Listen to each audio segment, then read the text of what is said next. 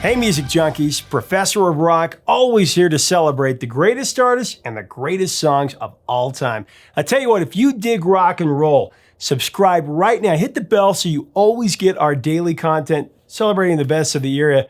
Also, to join our exclusive club, the Dean's List, you can click on our Patreon link below. That helps us to create more videos, do more interviews, and we give you more content exclusive, and you can be an honorary producer, be a part of the process. Now it's time for another edition of Number One in Our Hearts, where of course we celebrate a song that should have been a number one hit on the Hot 100. Now, after the release and subsequent cycle of their fifth studio album, Tejas, 76, that little old band from Texas, ZZ Top, took a much-needed 2-year hiatus. Now, during the break, the group's manager, Bill Ham, he secured a new record deal with Warner Brothers, and the Tres Hombres that make up ZZ Top returned to action, recharged with a renewed vigor. A new label, long beards, and an adventurous spirit. The music scene was changing as well, with exciting new sounds like punk with its rebellious spirit and the experimental wonder of new wave. ZZ Top were the purveyors of Texas boogie, a formidable trio of musicians that have stayed together since the origin of the band in Houston, Texas in 1969. Dusty Hill on bass, the beardless Frank Beard on drums, and the group's founder, blues rock guitarist extraordinaire, Billy Gibbons. In the 70s, Gibbons created some of the most indelible riffs of the rock and roll era. You know, there's Waiting for the Bus. Well, I'll be riding on the bus to my Cadillac. And LaGrange in 73.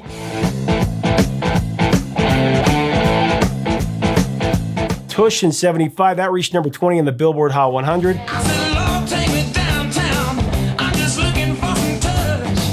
And Arrested for Driving While Blind in 76, just to name a few. The rock community was enthralled by the upstart player, Billy Gibbons. Even Jimi Hendrix called Gibbons America's best young guitar player during an appearance on The Tonight Show with Johnny Carson, with Flip Wilson as the guest host. Billy met Jimmy when his pre-ZZ psychedelic blues band Moving Sidewalks opened 4 shows for the Jimi Hendrix Experience in 1968. Billy's father, Frederick Royal Gibbons, was a classically trained orchestra conductor, concert pianist, and a film score arranger who had moved from his hometown New York in the 1930s to Texas, where he conducted the Houston Philharmonic. The first album released for the re-energized ZZ Top in 1979 was a powerful collection entitled The Guelo. That featured the ZZ classic, Cheap Sunglasses. But what really knocked me out was the cheap sunglasses. And a smoking rendition of Sam and Dave's I Thank You. The band followed the Guelo with the LP El Loco in 81. That included the rock staples Tube Snake Boogie and Pearl Necklace. It was in 81 that Billy Gibbons was riveted by the emerging new wave bands of the era. That fascination fueled his desire to push the envelope for ZZ Top and embrace new production technology, especially the thrilling capabilities of synthesizers and sequencing. Gibbons recalled seeing a sound check by Devo when Whip It Good flower pot wearing pioneers were playing a gig in Houston. What Billy saw really inspired him and was the impetus for the idea of incorporating the synthesizer line on the El Loco track, Groovy Little Hippie Pad.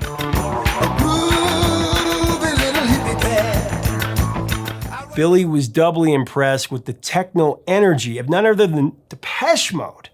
Billy actually went to see a Depeche Mode concert in 1982.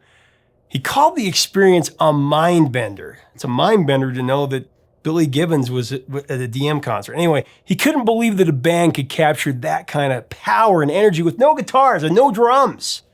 The sound Depeche Mode produced came from machines, but they still had blues threads in their music, and it blew Gibbons away. After the show, Billy met Depeche Mode backstage, and the DM band members were shocked to see him. Martin Gore asked Billy what brought him to the show, and Billy responded, I quote, "Man, the heaviness," end of quote. Can you even imagine? Depeche Mode and Billy Gibbons hanging out. I love it. It's really interesting when musicians from seemingly different genres recognize the merits of bold expression by their peers and the importance of artistic evolution. That kind of exploration influenced ZZ Top's desire to expand on the synthesizer sound of El Loco and blaze even further down an uncharted path with a combination of synthesizer, drum machine, and sequencer for the recording of their next album, Eliminator. Man, Eliminator, what a great album. Just prior to the release of the Eliminator, another thrilling new movement changed the landscape. Of course, it was MTV, music television. Certainly not known for their pinup looks, ZZ Top and manager Bill Ham knew that they needed to take advantage of MTV as an essential medium to connect with a new generation of fans. So Billy and Dusty already had the long beards, and all three members began wearing their signature dark sunglasses. The plan was to, establish a cultural image for ZZ Top for the visual age of MTV. Very smart move. Bill Ham had the foresight to contact director Tim Newman about creating music videos for ZZ Top to procure exposure on MTV. Ham loved the music video that Tim had directed for I Love LA, a song composed and performed by Tim's cousin Randy Newman.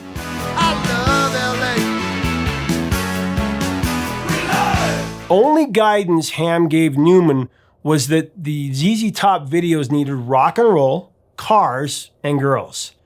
Newman developed a brilliant central treatment concept that he weaved into 3 music videos. There was Gimme All Your Lovin',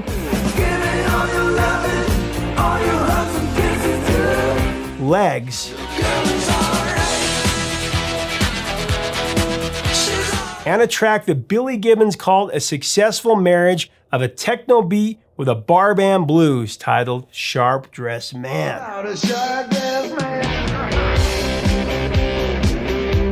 Billy Gibbons came up with the idea for Sharp Dressed Man when he saw a movie with a character credited as Sharp-Eyed Man.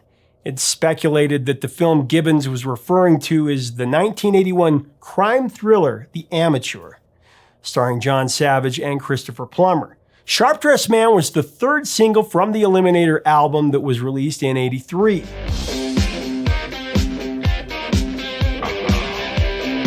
Eliminator, of course, ZZ Top's biggest commercial success. It sold over 10 million copies in America alone.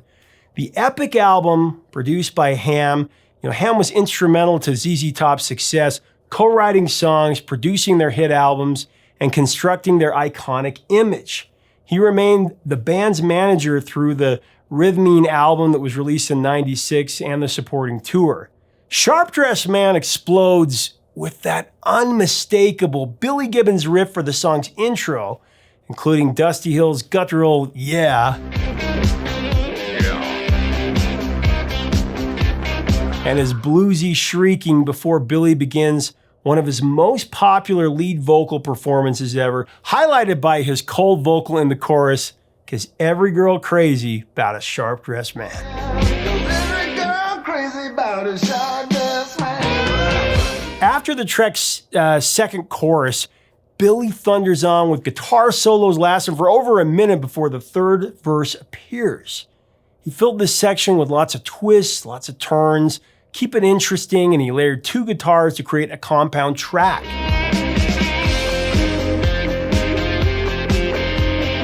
For one of those guitar lines, he played a Fender Esquire with a slide. The other he played on his 1959 Les Paul, the Pearly Gates, in standard tuning. Both guitars were played through a Marshall plexiglass 100 head with 2 angled cabinets with Celestion 25-watt greenbacks. The Les Paul that Billy played on is referred to as the Holy Grail of Les Pauls. Billy actually bought the coveted Les Paul guitar that he played in Sharp Dressed Man for $250 from a rancher who lived in Downey, Texas. Billy has been offered $5 million to sell this guitar, which would be, of course, a handsome return on his initial investment at $250. But of course, Billy vows he will never sell it. Gibbons and the band, they're pretty adamant about not compromising their principles or their most prized possessions for mere money. In other words, they can't be bought. Give you an example, in an effort to sell razors, Gillette offered Billy and Dusty $1 million in '84 to shave off their famous ZZ Top beards. Of course, they declined. $1 million in '84 would have been worth nearly $3 million in 2019. Amazing. Pre-production recording engineer Lyndon Hudson was very involved in the early stages of molding the arrangement of Sharp Dressed Man, while engineer Terry Manning was reportedly responsible for all the musical parts of Sharp Dressed Man except the lead guitar parts. It's a very cool track with a grinding rhythmic power that turned on the teenage audience infatuated with MTV in the 80s, without alienating, ZZ Top's core fan base. Tim Newman's music video for Sharp Dressed Man was, of course, in heavy rotation on MTV, and one clip in a trilogy of videos that featured a customized fire engine red 1933 Ford coupe. The souped-up coupe, known as the Eliminator car, is actually owned by Billy Gibbons and is primarily on display at the Rock and Roll Hall of Fame Museum in Cleveland. I mean, such a great car, and it's totally their image. The connecting theme of Newman's videos for ZZ Top featured a down-on-his-luck attendant who was swept away by three beautiful women.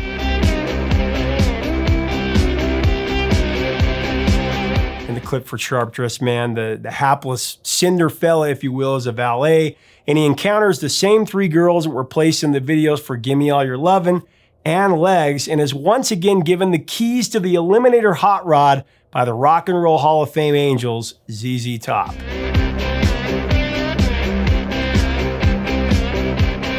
They did that a lot with 80s videos, repeating actors.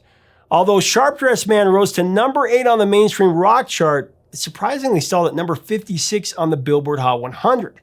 His legacy has proven far more impactful than his peak chart position back in '83, as have the song has had so many placements in pop culture, since its release, especially in a variety of TV shows. There's Twin Peaks just recently.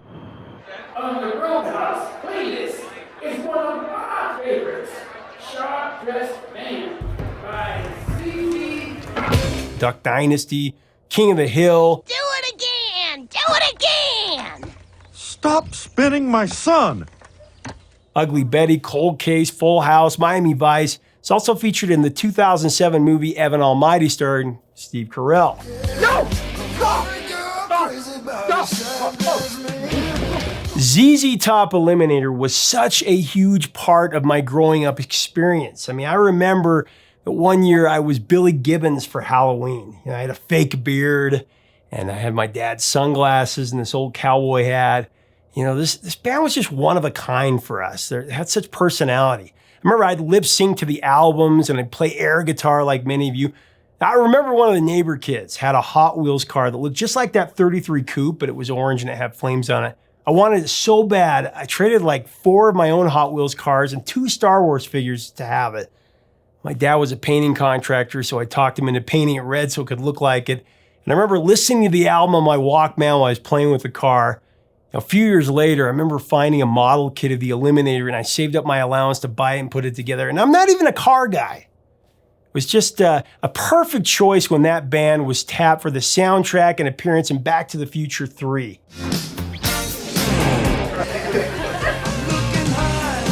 I remember being so fascinated as a kid, how did they twirl their guitars around? To me, it was better than any magic, that David Copperfield could perform. I was always confused as to why the band wasn't bigger on the charts, since the 3 big songs from Eliminator, Legs, Gimme All Your Lovin', and Sharp Dressed Man, were always played on MTV and radio at the time, especially Sharp Dressed Man. If I had to take an obvious guess, it would be that, ZZ Top songs, even their singles, they took long guitar instrumental breaks. Even with radio edits, programmers likely played them less on mainstream radio because of that. But it doesn't really matter because all these years later, the song is number 1 in our hearts. ZZ Top's biggest hits were Sleeping Bag and Legs. They both topped out at number 8. But I think all these years later, Sharp Dressed Man is more recognized, more beloved. By the way, the week that Sharp Dressed Man peaked, Every Breath You Take was spending one of its 8 weeks at number 1.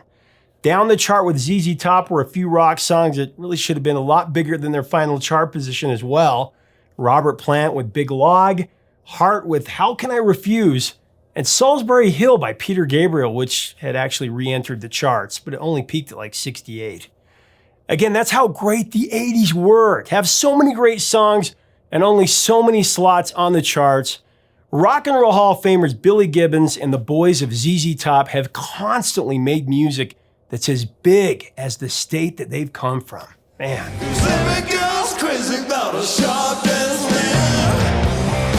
Leave us a comment about this song and ZZ Top. What are some of your memories of this amazing band? I'd love to hear them. You can hear these songs that I've talked about on the YouTube playlist below. To be a sharp-dressed man or woman, go design a pair of Zenny glasses at the link below. You won't regret it. To get ZZ Top's phenomenal album Eliminator on vinyl, check out the Amazon links below. Check us out on Patreon for even more great content. Help us keep the music alive. Till next time, 3 chords and the truth, my friends. Stay safe.